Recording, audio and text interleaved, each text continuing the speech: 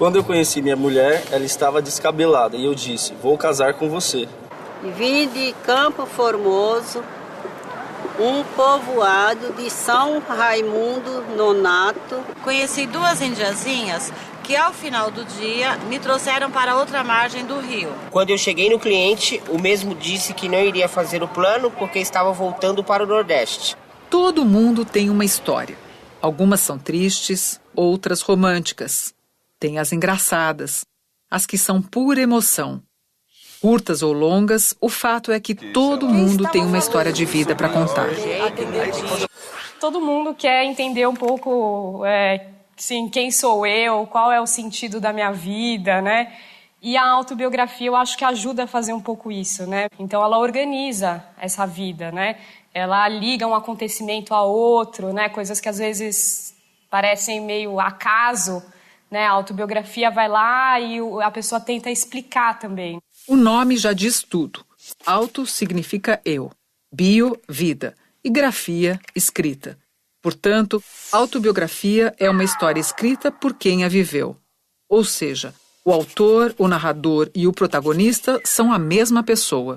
Geralmente um texto em primeira pessoa, tá? Então o narrador vai usar o eu para falar da sua vida. Eu sou operadora de telemarketing, atendi uma mulher muito mal educada. Fui cortar meu cabelo, o salão era uma garagem. O narrador, ele tá no presente, né? Se lembrando do passado. Então, geralmente, aparecem 2 tempos diferentes, né? O presente e o passado. Que diabos de asas eram essas? Viraria um pássaro eu? E hoje já estamos casados há 6 anos. Conclusão, não ganhei dinheiro e ainda perdi o dia. Existem vários motivos, né? Existe desde a autobiografia por encomenda, né? Então, tem gente que às vezes resolve escrever porque passou por alguma experiência muito marcante. Tem as autobiografias também que acho que servem um pouco para a pessoa dar voz a coisas que ficam escondidas, né? Então, é uma forma de aparecer, de mostrar o que acontece em certos lugares. Escrever sua autobiografia ajudou Esmeralda, uma sobrevivente da geração do crack, a reconstruir sua autoestima e se libertar da vida nas ruas. Como é gostoso um chuveiro. Chuveiro vai limpando a gente por dentro e por fora. Nunca tive um chuveiro, nunca tive uma cama e uma casa de verdade. Agora sim, tenho meu chuveiro, tenho minha cama e tenho a minha casa. Aos 8 anos, Esmeralda fugiu de casa. Viveu perambulando no centro de São Paulo por 10 anos, convivendo com a violência, as drogas e a indiferença. Não sabia por que eu queria escrever um livro sobre minha vida. Só no final descobri. Era para rever meu passado, conversar com as pessoas que me conheceram e conversar comigo mesma, para entender por que não dancei. Dói falar disso, porque não é uma ferida da Esmeralda, é uma ferida de várias pessoas. O texto é sobre a sua vida, mas não é para você, né? É pro mundo. Você está contando a sua história, mas você vive numa época X, numa sociedade X, que isso tudo aparece na sua história. Então eu comecei com música, depois eu comecei a escrever poesia, depois eu comecei a escrever sentimentos, para depois eu falar, acho que agora eu estou preparada para escrever um livro sobre a minha vida. Seu talento para a poesia sempre chamou a atenção de educadores. No projeto Travessia, recebeu apoio e estímulo para escrever sua história. Foram 9 meses de trabalho diário. O fio condutor era a pergunta: por que não dancei? Esmeralda se transformou numa repórter de si mesma. O livro foi publicado em 2000. Eu estava feliz durante o dia, brincando na grama, pulando. Achei que tinha chegado a felicidade. Mas à noite eu encarei a realidade. Dormi na porta de um fliperama, dormi no chão sozinha, sem folha de papelão, sem cobertor, sem nada. Aqui você conta seu primeiro dia aqui. Foi bem traumático esse primeiro dia aí na rua, né?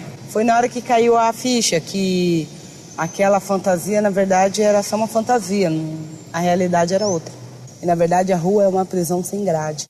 Na autobiografia, geralmente não tem só a parte de contar o que aconteceu, mas tem também a coisa de tentar explicar por que aquilo aconteceu, ou como eu me senti quando aquilo aconteceu. Então tem também essa reflexão que se faz no presente em relação ao passado. a partir do momento que você se propõe a esse recontar, dar um sentido, né, você também está pensando, né, na sua própria história, quem você é. Você se transforma nesse processo, né? Porque você justamente dá novos sentidos para o seu passado, para a sua história de vida. Então isso pode ser um desafio. Em casa, minha mãe me batia muito, quando estava bêbada e quando estava sóbria. Para encontrar meu passado, descobri que tinha também que perdoar. Perdoar o que fiz e perdoar o que fizeram comigo. Tive que parar de odiar minha mãe e perdoar. A partir do momento que eu compartilho com as pessoas tudo isso, na verdade já é um processo de perdão. É uma reparação que eu tenho comigo e reparação que eu tenho com o próximo. A escrita da autobiografia se deu em 3 etapas. Primeiro, Esmeralda colocou todas as suas lembranças para fora em longas entrevistas. Depois, foi atrás de documentos com a versão oficial de suas internações. E, por fim, entrevistou pessoas com quem conviveu nesse período. Fui na cadeia, entrevistei meu irmão, fui na cadeia, entrevistei a Pizinha, fui na rua, entrevistei alguns traficantes, entrevistei policiais, fui na FEBEM, recolhi todo o meu histórico da FEBEM. Monitores, educadores, algumas pessoas que eu roubei, né, para tentar entender delas o porquê que eu não dancei. Durante todo o processo, teve a ajuda de uma repórter e uma professora de português. As 3.000 páginas iniciais se reduziram a 200 na versão final. Depois eu sentei com uma professora de português, aprendendo português através da minha própria trajetória. Eu comecei a entrar no meu histórico, entrar dentro do meu universo, coisa que eu nunca entrei, porque as drogas sempre me faziam ser quem eu queria ser. Eu não tomava mais banho, não saía mais, não comia. Andava que nem zumbi. Eu vivia para usar a droga. Sentia um buraco. Quando me deparava com o meu, eu me sentia horrível. Nesses momentos em que você usava a droga, você continuava escrevendo as letras de música, os escritos, ou você não fazia nada? Justamente no momento que eu estava no fundo do poço do crack, eu parei ali na rua Barão de Tapetininga, comprei um caderno nos camelôs e começava a escrever. E a escrita preenchia muito mais do que a loucura das drogas.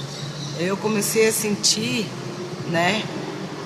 Eu senti que cada vez que eu escrevia, esse vazio diminuía. E aos poucos eu fui usando a literatura como uma arma contra a minha própria escravidão, que era a escravidão do ego. E hoje você se sente preenchida? Com certeza, né? São 14 anos aí sem usar drogas. Foi uma luta. Fiquei um dia sem usar. Às vezes a vontade de usar droga era muito. Ficava 1 hora, 1 minuto, até chegar aqui onde estou. Longe do pesadelo das drogas, Esmeralda foi atrás dos seus sonhos. Escreveu um 2º livro, Diário da Rua. Fez faculdade de jornalismo.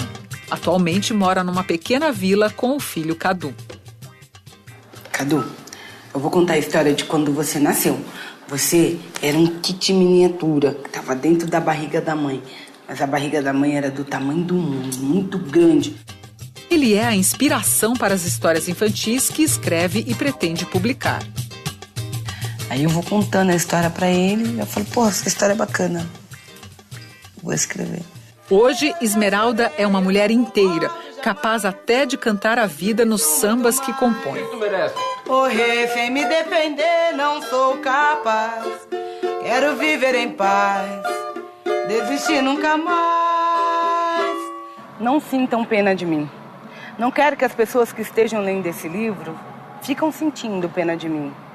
Nem que me veja como a pior terrorista do mundo. O importante é que elas vejam onde mora o problema. Eu sou feliz porque eu estou vendo o que eu estou crescendo.